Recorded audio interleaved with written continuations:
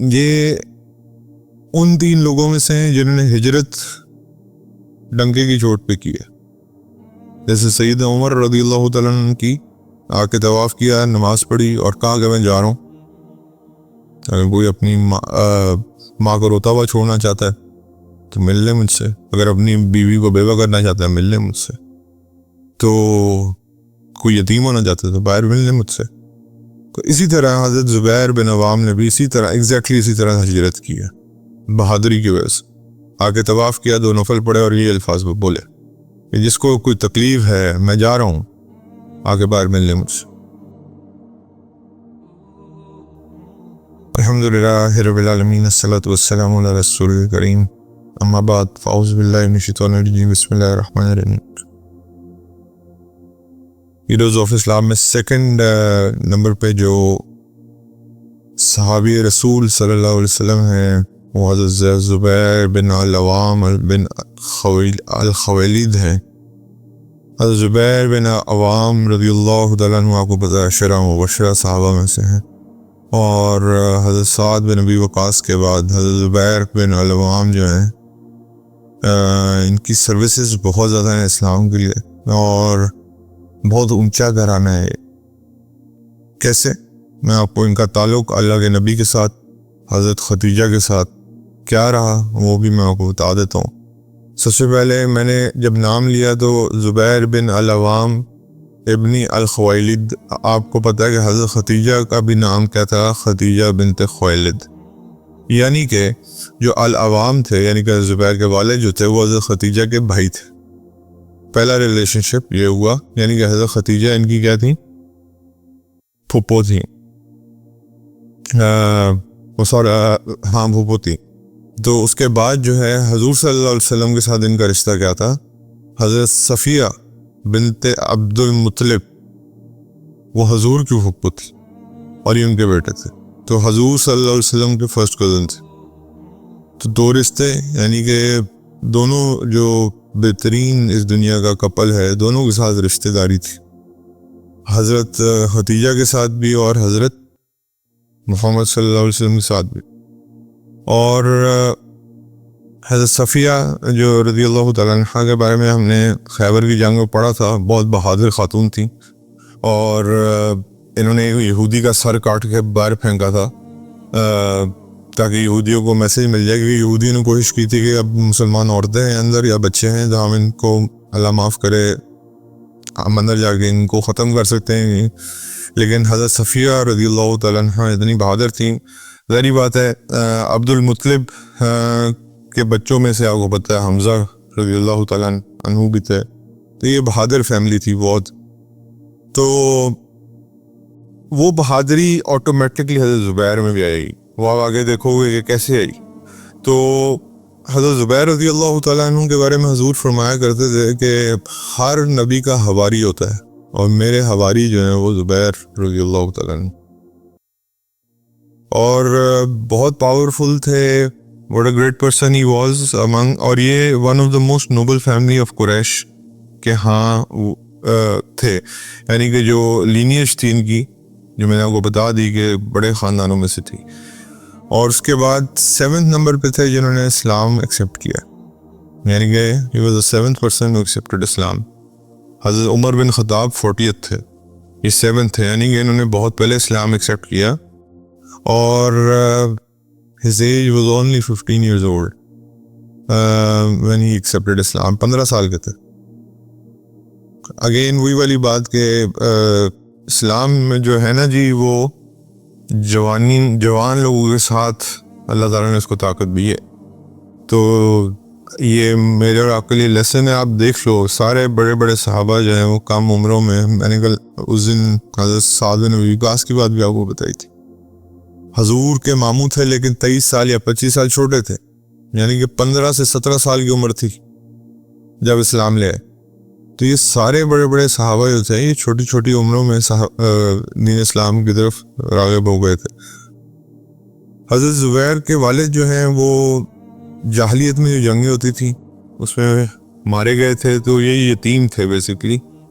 اور ان کے جو گرینڈ فادر تھے یعنی خالد، یعنی کہ حضرت اماں خدیجہ کے جو والد تھے وہ بھی اسی طرح ان جنگوں میں مارے گئے تھے. تو اس وقت آپ کو پتہ ہے کہ اگنورنس کے دنوں میں جنگیں بڑی عجیب عجیب باتوں پہ، چھوٹی چھوٹی باتوں پہ ہو جایا کرتی. تو حضرت زبیر رضی اللہ تعالیٰ عنہ نے اسلام جس دن حضرت ابوبکر نے ایکسیپٹ کیا اس اگلے دن ایکسیپٹ کیا. یعنی کہ کوئی فرق نہیں ہے، ایک دن کا فرق ہے دونوں کے اسلام ایکسیپٹ کرنے میں. آپ کو پتہ بھی چل رہا ہوگا کہ پہلے فرسٹ 10 میں تو کتنی جلدی انہوں نے اسلام ایکسیپٹ کیا ہوگا. ان کے ایک چچا تھے نوفل بنت خویلد جو ان سے ایک محبت رکھتے تھے.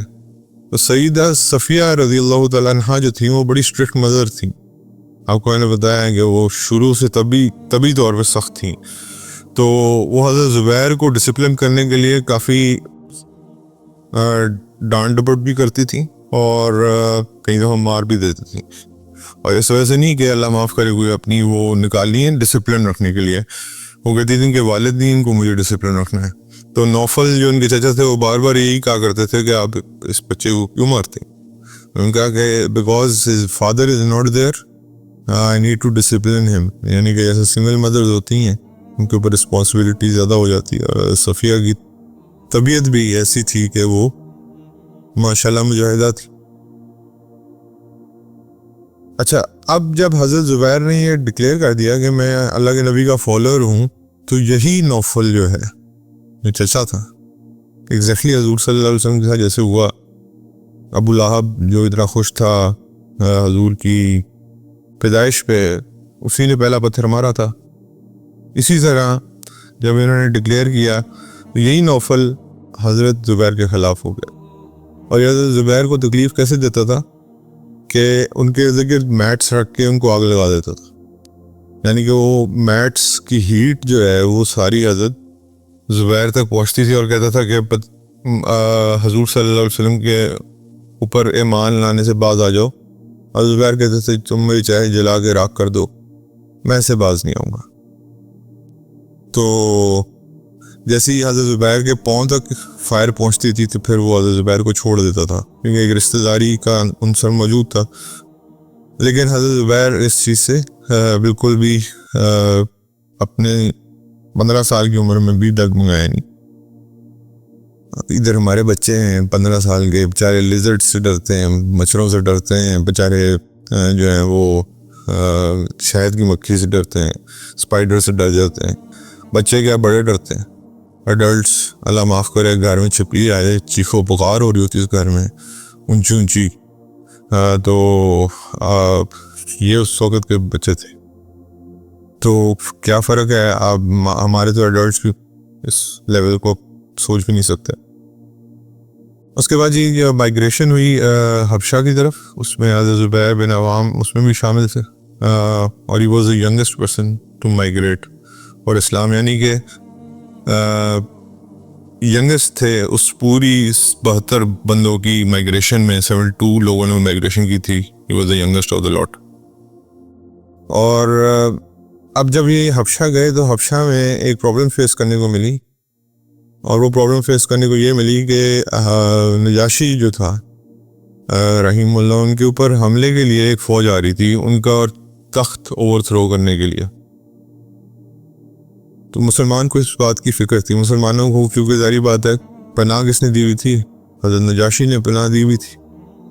تو اب یہ سارے مسلمان جو وہاں موجود تھے، 72 مسلمان وہاں پہ یہ دعائیں کر رہے تھے ان کے لیے کہ اللہ تعالیٰ ان کو طاقت بخشے.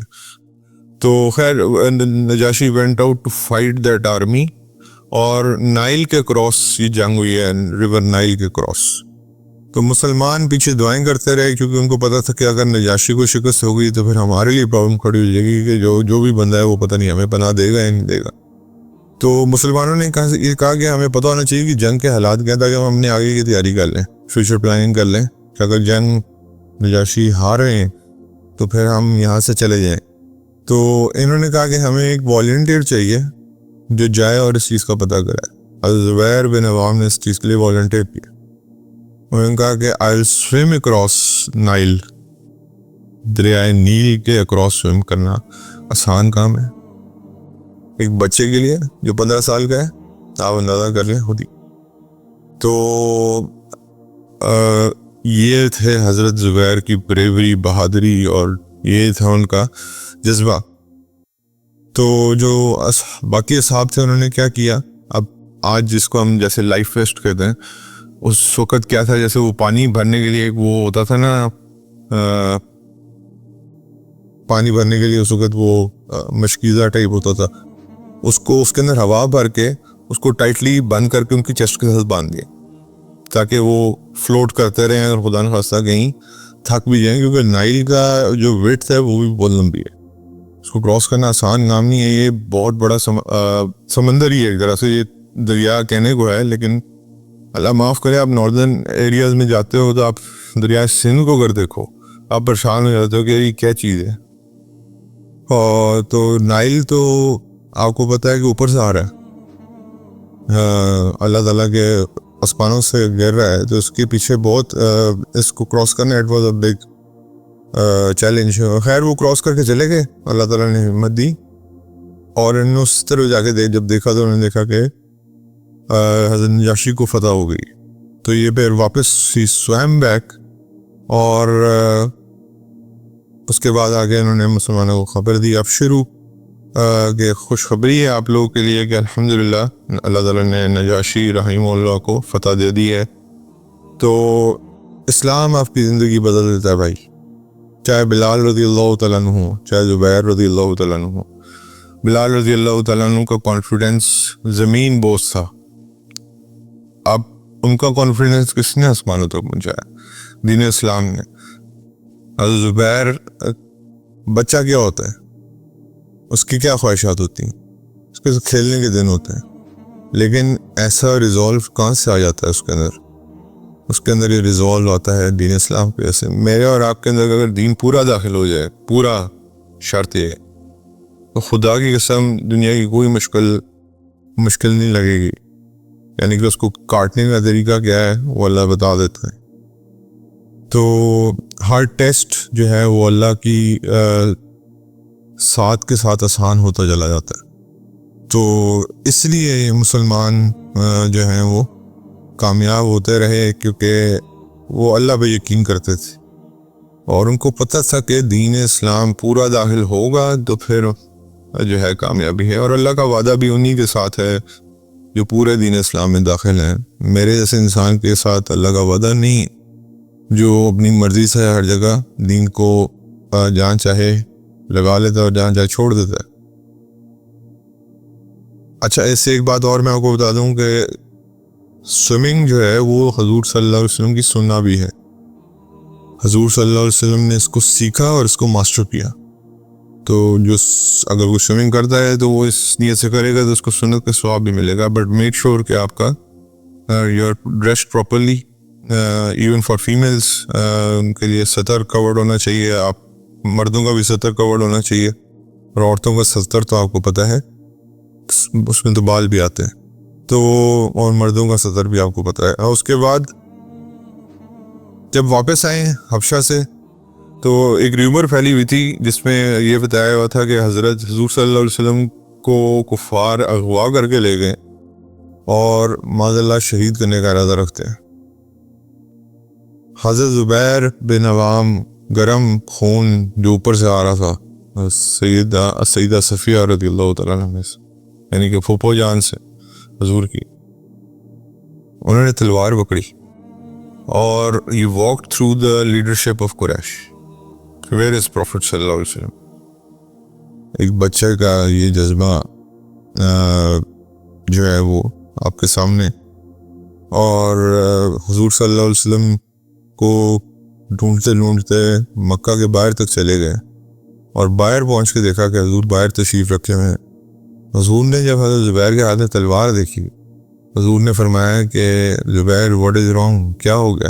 انہوں نے کہا کہ میں نے سنا تھا کہ آپ کو اغوا کرنے کی معذ اللہ نے کوشش کی ہے اور آپ کو قتل کرنے کا ارادہ رکھتے، تو میں نے یہ تلوار اٹھا لی. زبیر کو یہ صلاحیت بھی حاصل ہے یا یہ خصوصیت بھی حاصل ہے زبیر کو کہ پہلی تلوار جو حضور کی پروٹیکشن میں اٹھی ہے وہ زبیر نے اٹھائی ہے، کیونکہ اس وقت تلوار کا حکم نہیں آیا تھا. تو حضور صلی اللہ علیہ وسلم کی پروٹیکشن پہلی تلوار جو اٹھی ہے وہ کس کی اٹھی ہے؟ حضرت زبیر کی. حضور صلی اللہ علیہ وسلم نے خصوصی دعا دی اور یہ بھی کہا کہ اللہ تعالیٰ آپ کی بہادری کو اور بڑھائے. تو یہ ان 3 لوگوں میں سے ہیں جنہوں نے ہجرت ڈنکے کی چوٹ پہ کی ہے. جیسے سید عمر رضی اللہ تعالیٰ عنہ کی آ کے طواف کیا, نماز پڑھی اور کہا کہ میں جا رہا ہوں, اگر کسی کی ہمت ہے تو مجھے پہاڑی کی طرف ملے. اگر کوئی اپنی ماں کو روتا ہوا چھوڑنا چاہتا ہے تو مل لے مجھ سے, اگر اپنی بیوی کو بیوہ کرنا چاہتا ہے مل لے مجھ سے, تو کوئی یتیم ہونا چاہتا ہے تو باہر مل لے مجھ سے. تو اسی طرح حضرت زبیر بن عوام نے بھی اسی طرح ایگزیکٹلی اسی طرح ہجرت کی ہے بہادری کی وجہ سے. آگے طواف کیا, 2 نفل پڑے اور یہ الفاظ بولے کہ جس کو کوئی تکلیف ہے میں جا رہا ہوں, آگے باہر مل لے مجھ سے. اور تیسرے کون تھے؟ حضرت حمزہ رضی اللہ تعالیٰ عنہ. یہ 3 لوگ تھے جنہوں نے کھول کے کیا کیا, اللہ کو اپنا وہ بناتے ہوئے ڈنکے کی چوٹ پہ ہجرت کیا. اس کے بعد جی بدر میں آپ کو پتہ ہے صرف 2 گھوڑ سوار تھے اور ایک گھوڑا جو تھا وہ حضرت زبیر کے پاس تھا, اور because he was the best of the warriors. گھوڑا کیولری کے اوپر اسی کو بٹھایا جاتا ہے جو کمانڈ, حضرت خالد بن ولید کو کیولری کا کمانڈر بنایا جاتا تھا ہمیشہ. اس کے بعد اس دن انہوں نے یلو ٹربن پہنی ہوئی تھی, یہ واقعہ میں نے آپ کو پہلے بھی بتایا تھا. اور حضور صلی اللہ علیہ وسلم نے جب اپنی فوج کی طرف دیکھا تو ان کو ہزاروں یلو ٹربن نظر آئیں. تو حضور صلی اللہ علیہ وسلم نے فرمایا کہ زبیر کی حالت میں فرشتے اترے ہوئے ہیں. یعنی کہ حضرت زبیر کو ایک اور جو بہت بڑا درجہ حاصل ہے وہ یہ ہے کہ بدر کے دن جو فرشتے اترے ہیں وہ حضرت زبیر کی شکل میں ان کے بیس میں اترے ہیں. یلو ٹربنز تھی ان کے سروں پہ سب کے. یہ ان کا ایک اور بہت بڑا وہ ہے. اس کے بعد عشرہ مبشرہ تو تھا ہی, آپ کو پتہ ہے. اس کے بعد احد میں کیا ہوا تھا کہ ایک بندہ تھا جو مسلمانوں کو بار بار اٹیک کر رہا تھا اور بہت نقصان پہنچا رہا تھا. ایک ابھی اٹیک کرتا تھا, کافی نقصان پہنچاتا تھا, اور پھر چلا جاتا تھا, پھر آتا تھا. حضور صلی اللہ علیہ وسلم نے زبیر کو کہا کہ ٹیکل دس مین, اس بندے کو ذرا اس کے ساتھ لڑائی لڑو. حضرت زبیر گئے اور اس کو بچرڈ ہم ود ان نو ٹائم. اور حنین میں ان کی اتنی بڑی سروس ہے کہ اتنا بریولی لڑے کہ جو مشرک تھے وہ یہ سوچنے میں مجبور ہو کہ یہ بندہ کون ہے. تو دے پلان ٹوگیدر اگینسٹ حضرت زبیر کہ یہ بندہ کون ہے. تو یعنی کہ سچ واز ہز بریوری کہ لوگ یہ سوچ رہے تھے کہ یہ کون ہے جس کی وجہ سے ہمیں مسئلے پڑے ہوئے. تو پھر وہاں سے لوگوں نے جواب دیا جو ان کو جانتے تھے, ان کا زبیر ہیں یہ, اور ان سے پنگا نہیں لیا جا سکتا, یہ اللہ کے علاوہ کسی سے ڈرتے نہیں ہیں, یہ دشمنوں کی لائنوں کو کاٹ کر نکل جاتے ہیں. تو دشمن بھی ڈرتا تھا, ایک ان کا جو روب تھا وہ دشمن کے اوپر. آگے اس کو ذرا فاسٹ فارورڈ کرتے ہیں. حضرت عمر رضی اللہ تعالیٰ عنہ کی کیلیفیٹ میں حضرت عمر بن عاص ایجپٹ کے گورنر تھے, آپ کو بتایا تھا میں نے. اور حضرت عمر بن عاص نے ایجپٹ کو پورا فتح کرنا تھا, تو حضرت عمر بن عاص نے ری انفورسمنٹس مانگی حضرت عمر رضی اللہ تعالیٰ عنہ سے. حضرت عمر رضی اللہ تعالیٰ عنہ نے 4000 بندے تیار کیے اور ہر 1000 کے اوپر ایک لیڈر بنایا, جس میں ایک لیڈر حضرت زبیر بن عوام رضی اللہ تعالیٰ عنہ تھے. دوسرے تھے عبادہ ابن صامت رضی اللہ تعالیٰ عنہ, المقداد ابن اسود رضی اللہ تعالیٰ عنہ, اور مسلمہ ابن مخلد رضی اللہ تعالیٰ عنہ. نام سنے ہیں کبھی ہم نے؟ کتنوں کے سنے ہم نے ان میں سے؟ یہ ہمارے ہیروز ہیں, ہمیں پتہ ہی نہیں ہے. اور حضرت عمر نے پھر حضرت عمر بن عاص کو خط لکھا, 4000 بندے بھیجو, اور ان کے آگے جو ہر 1000 کے آگے ایک لیڈر ہے جو 4000 کے برابر ہے. یعنی کہ وہ لیڈر جو ہے وہ اٹ سیلف 4000 بندوں کے برابر. تو یہ ٹوٹل فوج کتنی بنی؟ 8,000. 4,000 علیحدہ ہیں لیکن 4 لیڈرز ہیں جو خود ایک بندہ 1,000 کو ہینڈل کر سکتے. تو زبیر بن عوام واز ون آف دیم. تو یہ ان کا رول تھا. اور پھر انہوں نے ایجپٹ کی فتح میں میجر کردار ادا کیا. حضرت اسماء بنت ابی بکر رضی اللہ تعالیٰ عنہا سے ان کا نکاح ہوا تھا، یعنی کہ یہ داماد ابو بکر رضی اللہ تعالیٰ عنہ بھی تھے. یعنی کہ آپ دیکھ لیں کیا کیا رشتے ہیں ان کے، کتنے بڑے بڑے گھرانوں میں ان کے رشتے ہیں. ہاشمی خاندان میں پیدا ہوئے اور اس کے بعد حضور کے ساتھ فرسٹ کزن ہیں، حضرت ختیجہ کے نیفیو ہیں، اور پھر حضرت ابو بکر کے داماد ہیں. اور اس کے بعد حضرت طلحہ جو تھے وہ حضرت ابو بکر کی ایک اور بیٹی سے میرڈ تھے، اور حضور صلی اللہ علیہ وسلم حضرت ام عائشہ سے میرڈ تھے. تو ایک رشتہ حضور کے ساتھ یہاں سے ہی بن گیا. ہم زلف کہتے ہیں اس کو. یہ کیا ہوتا ہے؟ یہ جو دو میں لگے جو آپس میں جو ہم زلف. تو حضور کے ہم زلف بھی تھے. تو یہ بھی ایک رشتہ تھا.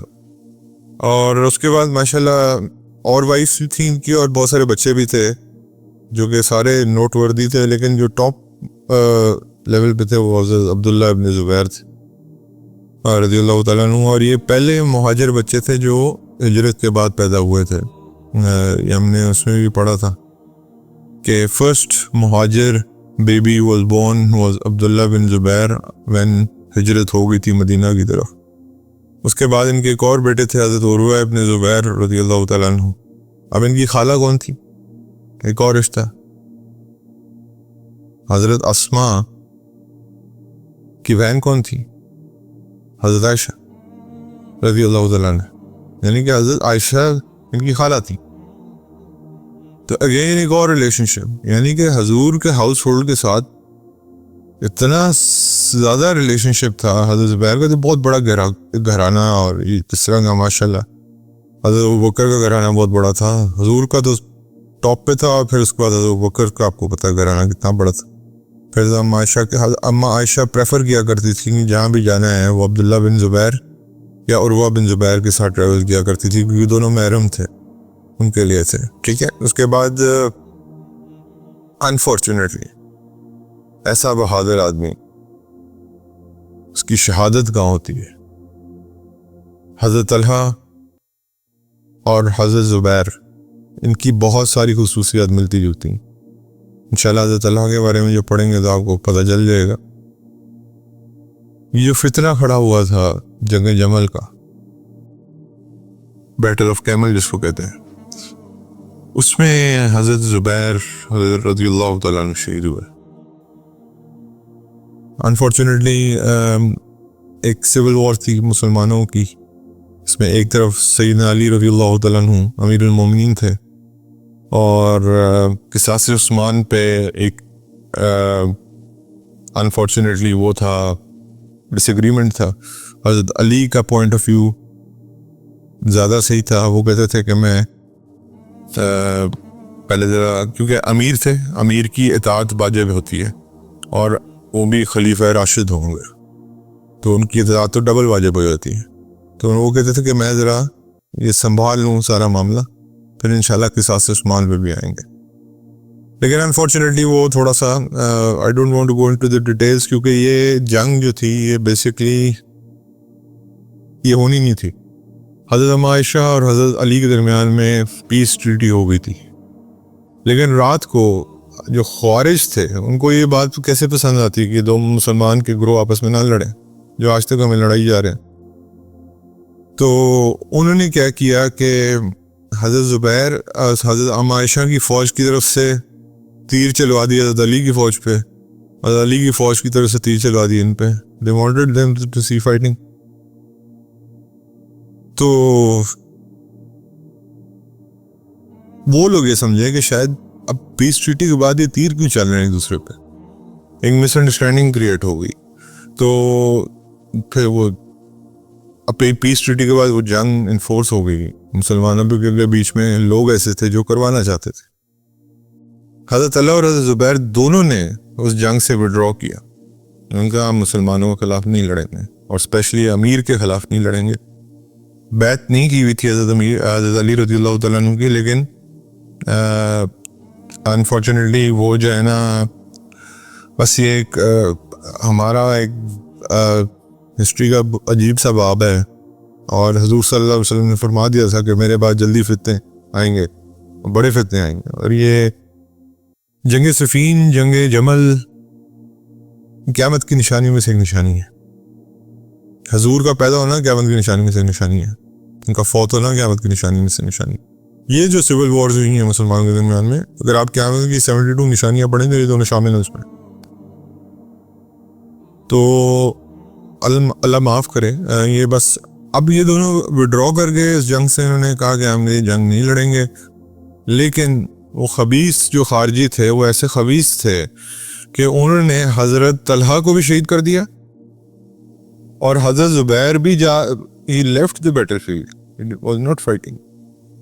تو عمر ابن جموز ایک خبیث تھا جس نے حضرت زبیر کو شہید کیا، پیچھے سے دور سے پیچھے سے تیر مارا. ہمت، آپ کو پتہ ہے کہ بڑے جتنے ہی ہمارے لیجنڈز تھے ان کو سامنے سے تو کوئی شہید کر نہیں سکتا تھا. حضرت عمر سے لے کے حضرت علی سے لے کے حضرت زبیر تک یہ سارا کچھ ہمیشہ پیچھے سے وار کرتے رہے آپ کے اوپر. تو اور یہ بڑا خوش ہوا معاذ اللہ ثم معاذ اللہ، حضرت زبیر کا سر مبارک لے کے حضرت علی کے پاس آیا. حضرت علی تو بڑے خوش ہوں گے معاذ اللہ. حضرت علی رضی اللہ تعالیٰ عنہ نے کہا کہ سکھو یہاں سے دفع ہو جائے، I don't want to even see his face، اور اس کو خوشخبری دے دو جہنم کی. اور جب حضرت علی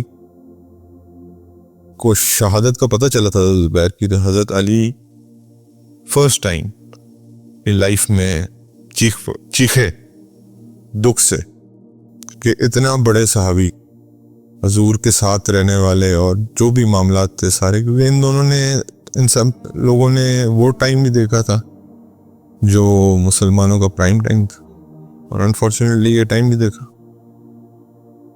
تو پھر حضرت زبیر کی سوڈ لائی گئی حضرت علی کے سامنے. حضرت علی کو اس واقعے کا پتہ تھا، یہ وہ سوڈ ہے جو پہلی بار اٹھی تھی کس کی پروٹیکشن کے لیے؟ اللہ کے نبی کی پروٹیکشن کے لیے. حضرت علی وہ سوڈ دیکھ کے روتے رہے، ساری رات روتے رہے کہ یہ کس معاملے کدھر تک پہنچ چکے ہیں. کیونکہ حضرت علی نہ جنگ چاہتے تھے، نہ حضرت عائشہ چاہتی تھی، پیس ٹریٹی ہو چکی تھی. لیکن انفارچونیٹلی یہ جو خوارج ہیں، یہ حضور صلی اللہ علیہ وسلم کے بارے میں فرماتے رہے کہ یہ ہر زمانے میں پیدا ہوں گے، مار دی جائیں گے، پھر پیدا ہوں گے، پھر مار دی جائیں گے، پھر پیدا ہوں گے، پھر مار دیے جائیں گے. اور آپ ان کی نمازیں دیکھیں گے آپ پریشان ہو جائیں گے، آپ کہیں گے ان سے بہتر مسلمان کوئی نہیں ہے. قرآن ایسے پڑھتے ہیں سوچ سے، ایسی خوبصورت آوازوں سے، اور پوری نمازوں میں قرآن ختم کر دیتے ہیں. لیکن اللہ کے نبی نے ان کے بارے میں نشانی بتائی ہے، قرآن ان کے حلق سے نیچے نہیں اترتا، یعنی کہ صرف پڑھتے ہی ہیں، عمل زیرو ہے. اور جو ان کا پوائنٹ ہے کہ یار یہ شریعت یہ ہے، معاذ اللہ وہ نہیں جو حضور یا اللہ لائیں، جو ان کے نزدیک جو شریعت ہے وہ اس کے اوپر کوئی عمل نہیں کر رہا تو وہ اللہ معاف کرے وہ بھی کافر ہے، اس کا ہیلپ کرنے والا بھی کافر ہے. اور آج بھی یہ فتنہ ہمارے سامنے ہے. تو جو مطلب ان کی شریعت کی طرف نہیں آتا وہ انفارچونیٹلی دوسروں، آپ امیجن کریں کہ حضرت امیر معاویہ رضی اللہ تعالیٰ عنہ، حضرت عمر بن عاص رضی اللہ تعالیٰ عنہ، حضرت علی رضی اللہ تعالیٰ عنہ جیسے بڑے، حضرت علی تو خیر لیول ہی کچھ اور تھا، مطلب کہ آپ کو پتہ ہی حضرت علی کا لیول کیا لیول تھا، کفر کا فتویٰ لگا دیا ان لوگوں نے. یہ ازلے غلیظ لوگ ہیں. تو خیر اس کے بعد جی حضرت علی رضی اللہ تعالیٰ عنہ نے یہ الفاظ ارشاد فرمائے اور کہا کہ مجھے امید ہے اللہ سے کہ انشاءاللہ اللہ مجھے، طلحہ رضی اللہ تعالیٰ عنہ کو، زبیر رضی اللہ تعالیٰ عنہ کو اور حضرت عثمان غنی رضی اللہ تعالیٰ عنہ کو جنت میں اکٹھا کرے گا. یہ الفاظ سے ان کی شہادت کے بعد، اس کے بعد انہوں نے قرآن کی آیت پڑھی اور وہ آیت کیا تھی کہ we have removed from their hearts the ill feeling, یعنی کہ جو بری فیلنگ تھی they had for one another now they are, یعنی کہ اللہ فرما رہے ہیں کہ اگر کسی کے دل میں کوئی بات آ بھی گئی تھی دنیا میں تو اللہ تعالیٰ اس کو ریموو کر دے گا جنت میں، اور وہ ایک دوسرے کے سامنے بسترے لگائے بیٹھے ہوں گے اور وہ بھائیوں کی طرح جیسے بھائی بیٹھے ہوتے ہیں۔ تو حضرت علی رضی اللہ تعالیٰ عنہ کہتے ہیں یہ آیت ہمارے لیے آئی تھی، میرے لیے، زبیر رضی اللہ تعالیٰ عنہ کے لیے، عثمان غنی رضی اللہ تعالیٰ عنہ کے لیے، حضرت طلحہ رضی اللہ تعالیٰ عنہ کے لیے، جو یہ فتنہ کریٹ ہوا تھا اس کی وجہ سے، جو بھی اگر فیلنگز کوئی ایک دوسرے کے لیے خراب ہوئی تھیں جو کہ نہیں ہوئی تھیں، جو حضرت علی کو جب پتہ چلتا تھا، آپ امیجن کرو صفین میں اور جمل میں، دونوں میں ان جو اپوزٹ پارٹی کے جو لوگ شہید ہوتے تھے ان کا جنازہ بھی حضرت علی پڑھاتے تھے۔ تو کیسے ہو گیا کچھ، آپ مجھے بتائیں۔ اس کا مطلب ہے کہ حضرت علی ان کا جنازہ کیوں پڑھا رہے ہیں حالانکہ ان کے خلاف لڑ رہے ہیں۔ تو 36 ایئر آف ہجری تھا ایج جس میں شہادت ہوتی ہے حضرت زبیر کی، لیکن آپ دیکھ لو یہ ان لوگوں کی سروسز کیا ہیں اسلام کے لیے، اور حضرت سعد کے بارے میں ہم نے پڑھ لیا، حضرت زبیر کے بارے میں ہم نے پڑھ لیا، انشاءاللہ حضرت طلحہ، اور پھر جو باقی لوگ جتنے ہم کوشش کر سکتے ہیں کور کرنے کی کریں گے اللہ کے حکم سے۔ یہ وہ لوگ ہیں جو جن کو اللہ تعالیٰ نے بشارتیں دی ہوئی ہیں، اللہ تعالیٰ کے نبی نے اللہ کے ذریعے جنت کی بشارتیں دی ہوئی ہیں۔ اللہ تعالیٰ ہمیں ان کی زندگیوں پہ عمل کی توفیق عطا فرمائے۔ جزاکم اللہ خیر۔ یہ حدیث اس میں حضرت طلحہ کے بارے میں پہلی حدیث ہے۔ میں نے طلحہ رضی اللہ تعالیٰ عنہ کا وہ ہاتھ دیکھا جس سے انہوں نے احد میں رسول اللہ صلی اللہ علیہ وسلم کی حفاظت کی تھی، وہ بالکل بیکار ہو چکا تھا۔ جو تیر آتے تھے حضرت طلحہ اپنا ہاتھ آگے کر دیتے تھے، سارے تیر ان کے ہاتھوں میں لگتے تھے، رائٹ ہینڈ ان کا کام نہیں کرتا تھا۔ یہ احد میں ہی ہو گیا تھا، تو یعنی کہ وہ اپنی تلوار بھی لیفٹ ہینڈ سے چلاتے تھے، اور ان کو یہ خبیثوں نے شہید کیا۔ آپ دیکھ لو بس پر۔ اور رسول اللہ صلی اللہ علیہ وسلم نے فرمایا کہ فاطمہ میرے جسم کا ٹکڑا ہے۔ حضرت فاطمہ الزہرا رضی اللہ تعالیٰ عنہ کے بارے میں حضور نے فرمایا کہ حضرت فاطمہ میرے جسم کا ٹکڑا ہے، اس لیے جس نے انہیں ناحق ناراض کیا اس نے مجھے ناراض کیا۔ تو نبی کریم صلی اللہ علیہ وسلم نے علی رضی اللہ تعالیٰ عنہ سے فرمایا کہ کیا تم اس پر خوش نہیں ہو کہ میرے لیے ایسے ہو جیسے موسیٰ علیہ السلام کے لیے ہارون علیہ السلام تھے؟ یعنی کہ یہ غزوہ تبوک کی بات ہے، اور غزوہ تبوک پہ حضرت علی واحد جنگ ہے جس میں حضرت علی شریک نہیں ہوئے تھے حضور کے ساتھ، تو وہ رو پڑے تھے کہ آپ میرے ساتھ لے کے نہیں جا رہے، تو انہوں نے پھر حضرت علی کو کہا تھا کہ آپ میرے بھائیوں کی طرح، حضرت ہارون اور حضرت موسیٰ بھائی تھے۔ تو پیچھے پھر جو مدینہ کے بھاگ دوڑ تھی وہ حضرت علی نے دیکھی تھی، ساری ایڈمنسٹریٹو بھاگ دوڑ ہوتی۔ حضور صلی اللہ علیہ وسلم حضرت ابوبکر، حضرت عمر، حضرت عثمان رضی اللہ عنہم کو ساتھ لے کر احد پہاڑ پہ چڑھے تو احد کانپ اٹھا۔ آپ صلی اللہ علیہ وسلم نے فرمایا احد ایک قرار پکڑ، تجھ پر ایک نبی، ایک صدیق اور 2 شہید۔ بعد میں آپ نے دیکھ لیا یہ حضور کی پروفیسی پوری ہوگی۔ نبی کریم صلی اللہ علیہ وسلم نے فرمایا اگر میں اپنی امت کے کسی فرد کو اپنا جانی دوست بنا سکتا تو ابو بکر کو بناتا، لیکن وہ میرے دینی بھائی ہیں اور میرے ساتھی۔ جانی دوست کا کیا مطلب ہے؟ کیونکہ اللہ کے نبی کو اجازت دی تھی، ان کو لقب ملا ہوا تھا خلیل اللہ کا، یعنی کہ ان کا دوست صرف کون تھا؟ اللہ تھا۔ تو اس لیے وہ یہ کہتے تھے کہ اگر میرے پاس یہ گنجائش ہوتی تو حضرت ابو بکر واز اے پرسن جن کے پاس یہ ہوتی۔ حسن بن علی رضی اللہ تعالیٰ عنہ حسن بن علی رضی اللہ تعالیٰ عنہ سے زیادہ کوئی شخص حضور صلی اللہ علیہ وسلم سے زیادہ مشابہت نہیں رکھتا تھا۔ حضرت علی کی شکل، حضرت حسن رضی اللہ تعالیٰ عنہ کی شکل مبارک بالکل حضور جیسی تھی، اور آپ نے دیکھا حضرت حسن کا بہت بڑا کردار تھا، انہوں نے بعد میں پھر مسلمانوں کے دو گروہوں کو آپس میں صلح بھی کرائی انہوں نے۔ طبیعت بھی ویسی تھی اور شکل مبارک بھی ویسی تھی۔ حضرت ابوبکر رضی اللہ تعالیٰ عنہ نے فرمایا کہ نبی کریم صلی اللہ علیہ وسلم کی خوشنودی کو آپ اہل بیت کے ساتھ محبت اور خدمت کے ذریعے تلاش کریں، اور حضرت ابوبکر یہ فرما رہے ہیں تو آپ خود ہی دیکھ لیں، یہ جو لوگ حضرت ابوبکر اور ان کے درمیان میں یہ پیدا کرتے ہیں، ان کے منہ پہ خود ہی ایک تھپڑ ہے۔ ایک دفعہ آپ حضرت حسن رضی اللہ تعالیٰ عنہ کو اٹھائے ہوئے تھے اور فرما رہے تھے میرے باپ ان پر فدا ہوں۔ حضور فرما رہے تھے یہ نبی کریم صلی اللہ علیہ وسلم سے مشابہ ہیں، یہ میرے سے مشابہ ہیں، علی سے نہیں، اور علی رضی اللہ تعالیٰ عنہ مسکرا رہے تھے۔ رسول اللہ صلی اللہ علیہ وسلم نے فرمایا کہ ہر امت میں ایک امین ہوتا ہے، اور اس امت کا امین حضرت ابو عبیدہ ابن جراح رضی اللہ تعالیٰ عنہ، یہ بھی عشرہ مبشرہ میں سے۔ نبی کریم صلی اللہ علیہ وسلم نے حضرت حسن اور حسین رضی اللہ تعالیٰ عنہ کو پکڑ لیتے تھے اور فرماتے تھے اللہ تو انہیں اپنا محبوب بنا کہ میں ان سے محبت کرتا ہوں۔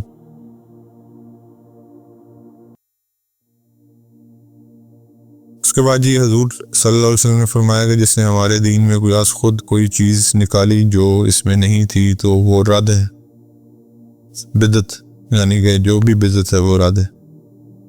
میں نے رسول اللہ صلی اللہ علیہ وسلم سے سنا کہ آپ صلی اللہ علیہ وسلم نے فرمایا جو شخص اپنے مال کی حفاظت کرتے ہوئے قتل کر دیا جائے وہ شہید ہے۔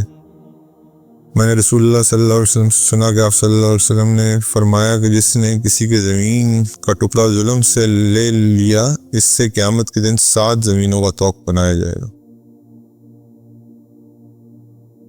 رسول اللہ صلی اللہ علیہ وسلم نے فرمایا امانت دار خزانچی جو اس شخص کو حکم دیا جائے اس کے مطابق دل کی فراغی کے ساتھ صدقہ ادا کر دے تو وہ بھی ایک صدقہ کرنے والوں میں سے ہی ہے۔ یعنی کہ جو امانت دار خزانچی ہے اگر وہ امانت داری سے خرچ کر رہا ہے تو فائنانس منسٹر آپ کہہ لیں جس کو آج کے زمانے میں، تو وہ بھی صدقہ ہی کر رہا ہے کیونکہ وہ مسلمانوں کی فلاح و بہبود کے اوپر خرچ کر رہا ہے۔ حضور صلی اللہ علیہ وسلم نے فرمایا کہ بہترین خیرات وہ ہے جسے دینے پر آدمی مالدار ہی رہے، اور ابتدا ان سے کرو جو تمہاری نگرانی میں ہیں جن کے کھلانے پلانے پہنانے کا تم ذمہ دار، یعنی کہ رشتہ دار اور پھر جو آپ کے ہاں جو لوگ کام کرنے والے ہیں۔ نبی کریم صلی اللہ علیہ وسلم نے فرمایا کہ بیواؤں اور مسکینوں کے کام آنے والا اللہ کے راستے میں جہاد کرنے والے کے برابر ہے، یہ رات بھر عبادت اور دن کے روزے رکھنے والے کے برابر ہے۔